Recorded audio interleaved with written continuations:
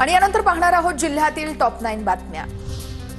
साताऱ्यामध्ये आज 99व्या अखिल भारतीय मराठी साहित्य संमेलनाचं उद्घाटन मुख्यमंत्री देवेंद्र फडणवीस यांच्या हस्ते उद्घाटन होणार। सुरक्षेच्या पार्श्वभूमीवरती पोलिसांचा मोठा बंदोबस्त। साताऱ्यातील शाहू मैदानावरती कार्यक्रमाचं आयोजन। नववर्षाच्या पहिल्याच दिवशी शिर्डीच्या साईबाबांना हिरेजडित सुवर्ण मुकुट अर्पण। 655 ग्रॅम वजनाचा 80 लाख रुपये किमतीचा हिरेजडित सुवर्ण मुकुट अर्पण।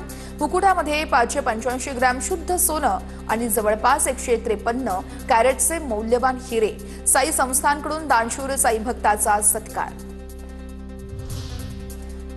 शाकंभरी नवरात्रोत्सवानिमित्त तुळजाभवानी मातेला भवानी तलवार अलंकार महापूजा।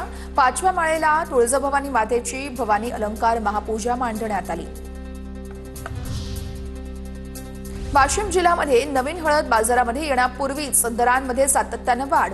रिसोड एपीएमसी मध्ये कांडी हळदीला किमान 15,400 रुपये ते कमाल 16,700 रुपये प्रति क्विंटल दर। तर हळद उत्पादक शेतकऱ्यांमध्ये त्यामुळे समाधानाचं वातावरण। यवतमाळमधील पांढरकवडा तालुक्यातील टिपेश्वर अभयारण्य पर्यटकांनी हाऊसफुल।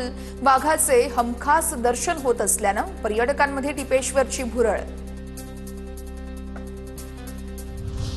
वाशिमच्या मंगरुळपीर वाशिम रस्त्यावरती यावेळेस वीट भट्टीसाठी वाहतूक होणाऱ्या राखेमुळे प्रवाशांचे मोठे हाल। अपघाताचं प्रमाण वाढलं तर राखेमुळे रहिवाशांना श्वसनाचे त्रासही होत आहेत। प्रशासनानं दखल घ्यावी अशी स्थानिकांची मागणी आहे। छत्रपती संभाजीनगर शहरामध्ये अल्पवयीन मुलीची छेड काढणाऱ्याला चोप। शहरातील हडको परिसरातली घटना। चोप देतानाचा व्हिडिओ सोशल मीडियावर व्हायरल। यवतमाळमध्ये 4 जानेवारीला हेल्थ मॅरेथॉनचं आयोजन। पोलीस अधिकारी कर्मचारी 21 किलोमीटर धावणार। कारंजा, बुलढाणा, वर्धा, परभणी, अमरावती, छत्रपती संभाजीनगर आणि गडचिरोली येथील स्पर्धकांचा यामध्ये समावेश असेल।